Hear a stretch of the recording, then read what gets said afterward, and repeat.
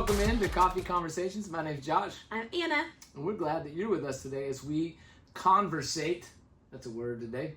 As we conversate around this last week's message, where we talked a little bit about proof texting and making sure that once we find stuff out about Scripture or about a verse that we're using, that we actually apply it to our life. Right. And one of the things I was trying to drive home, and I don't know if everybody caught it, was that, you know, when there's these verses out there that people just pull up out of nowhere, right? Like they've memorized the verse. That we call that proof texting a lot of times. We pull out a verse to just back up an opinion that I have. If that's not exactly healthy. Right? Like we want to look at it in context, because if it could not have meant that to the original audience, then certainly God doesn't intend that for me. Right. Anyway. Yeah. So I realized I just started this off, but what do you think? No, I thought it was good. I think as we've talked about how to study the Bible, it was a good place to land, because it kind of all goes together. Like, you do have to know the context, and if you don't know what the original context of it was before, then how do you know if what you're determining now is true or not? Right. So it's important to know those things, and I could think of a lot of different verses that I've heard only said once or like pulled out by itself, and it's just, well, but does that really apply the way that you think it should, or apply to someone else's life the way that you think it should? Well, proof texting's fun when it's, 1 Corinthians chapter 13. Right? Or Philippians 4:13. Philippians 4:13, absolutely. Yeah. Or John 11:35. Jesus wept. That's right. Yes. That's right. Jesus wept. See? And Jesus cried, so you can cry and all that. Yeah. That is fun then. Good stuff. But then, like, there's some pretty racy stuff in the Old Testament. Right? There's some racy stuff in the New Testament if you're just taking it on a verse-by-verse basis. So context matters. What would you, how would you help somebody if they said, okay, I agree with you, we got to take this stuff in context. What would you say to them about, like how do you do that? Yeah, I mean, I think, you read the verse, but then you read what comes before it, what comes after it. Like, I'm reading through a devotional right now, and she only uses one verse, so I have found myself reading the whole chapter that one verse is from. She hasn't said anything that's not correct, but it's just like, I think it helps you better understand the verse in general if you know what's around it. So I think just to do that, to figure out or to see, in our scripture, there's like the section headings or whatever it looks like to read that. And then, we have great resources like tools on the internet and things that you could Google it and see, like, what does a commentary say about this, or what has someone said about this before, or who is this book written to if I don't know that information yet. Like, that might be a really good place to start, is just figure out who wrote this and why did they write it, and then, okay, if we know that, then maybe what could this be saying at that time? Do you have any favorite resources that you would point somebody to say, hey, why don't you use these as you're trying to figure out the context of this whole book? Do you have any favorites that you would suggest? I mean, probably anything on my shelf from school. I don't know. I was thinking about, like, it's so nerdy, but like the NIV commentaries, we use those a lot. Like, I think those are super helpful. I don't know, just I Google things a lot of times. It's not really like a specific thing, but yeah. No, I mean, probably come to your office and see all the books up there. Feel free, yes. Yeah, feel free. Nerd alert. Yeah. Right? No. I love being able to do that. It's one of my, ever since I found out commentaries were a thing in college, I started loving to read those, and I've collected them ever since, because it opens up the world 2,000 years ago to me a little bit, and helps me to understand things in context. For me, it's almost like putting pieces of a puzzle together.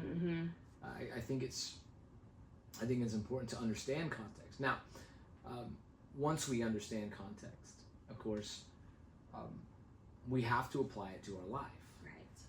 And we have to figure out ways that this actually matters to us. That's not always easy. No, it's not. No. And I think, like, we talked about this last night at youth group. We're talking about connecting with God.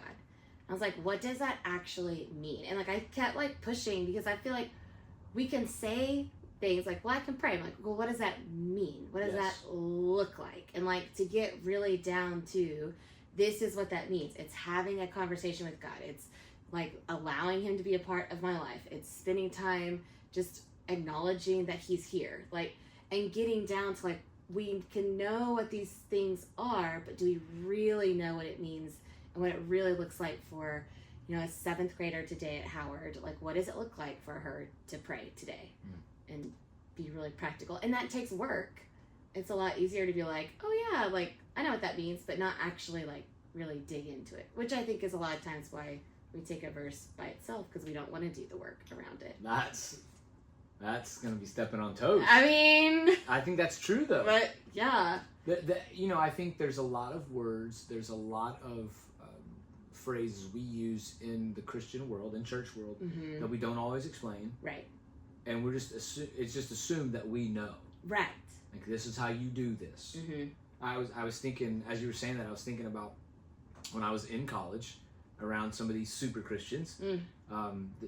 They were very much better Christians than me, I guess. And they kept talking about so and so had discipled them, and so and so. And I was like, what does that mean? Right. Yeah. That's not a word I'm familiar with. Like in the tradition I grew up in, it wasn't a word I found in the Bible anywhere. At least I never read it. Yeah. So and so disciple. You need to get somebody to disciple you. Have you ever been discipled? And I don't think so. Yeah. I don't know. And so I finally, after hearing that so many times, I asked somebody, I was like, hey, what does that mean? I had to swallow my pride a little bit and ask what that means. Like, oh, he taught you how to be a Christian. I was like, oh, I guess my mom and dad did that. Right, yes, yeah. My whole church did that. You know, they were looking for something very specific, like a youth leader who really took you under their wing, but I didn't know what that meant. Right. We got to explain this stuff. So whether it's how to pray, what it looks like to have a quote-unquote quiet time, and what a quiet time is, and why we call it that. Why is it quiet? Yeah. Oh, man. Yeah. I remember hearing all of that, and we got to explain these things. And when we say apply this to your life, we got to explain how we do that. Right. Right. So one of the things I think we've got to say first is, as we're studying this original context, we're not just doing it so we can have a bunch of information. Like, that's great. That's great, and it's really cool. You know, well, actually, it's not a great conversation starter at a party to go, do you really want to know how the walls were made in Jericho? Right? Like, yeah, no, not everybody cares. Not really. No, no. Yeah, not unless you're like a Society of Biblical Literature conference or something. But when it comes to those things, we talk, how does this apply to my life? We read the Bible and looking for the original context so that we can apply it to our life. That's ultimately the point. Right? God has given us this Bible and has allowed it to be developed and put together and knit together and stayed with us for thousands of years now to be a help to us. Right. So we can apply this stuff to our life. The first thing we do is we look at this context, and then we look for similar life situations or comparable life situations. So let's go back to Jesus wept. Yeah. Why did Jesus weep? Do you remember? Because his friend died. Because his friend died? Yeah. That'd be devastating. I mean, pretty much everybody I know has had a friend or a close loved one die. Uh-huh. Right? He died. He cried because Lazarus died. And because he experienced the grief, he was empathetic with those around who were also in deep mourning. Right. Okay, let's apply that to our life. I can and should be empathetic. Absolutely. Also, right? Yeah. I can understand what other people are going through. And Jesus does this in the middle of, like, he knows what he's about to do. He knows he's about to go raise this dude from the dead. Yeah, that's true. Yeah, yeah. But he still cries. He still cries, yeah. He still weeps with them.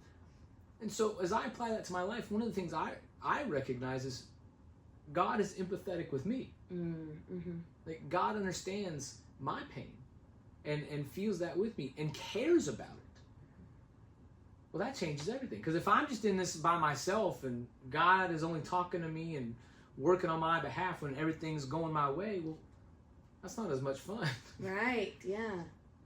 So because God is empathetic with me, it sends the message that I've got to be empathetic with those who are going through tough times too. Like, I've got to figure that out. But we don't understand that if we're just read Jesus wept so we can get 10 points and a gold star in Sunday school. Right. Yeah. Mm. Anyway. It's good stuff. Good stuff. Applying it to your life. Absolutely. Practical stuff. It's important. So as we go through, I would just encourage you, me, everybody to find a Bible plan that works. You talked about that the first week. Find a Bible plan that works time-wise for you. Right. Like the Navigators have a great system of these. Some of these. I think one of them's called the 5x5x5 plan or something like that. Find a plan that works for you at a time that works for you. Be consistent with it. Right. As you're doing that, discover the original context, and then once you do that and you're reading through, have the courage, have the bravery to apply it directly to your life. Yeah. Anyway, all right. Good stuff. We're glad we got to be together this week.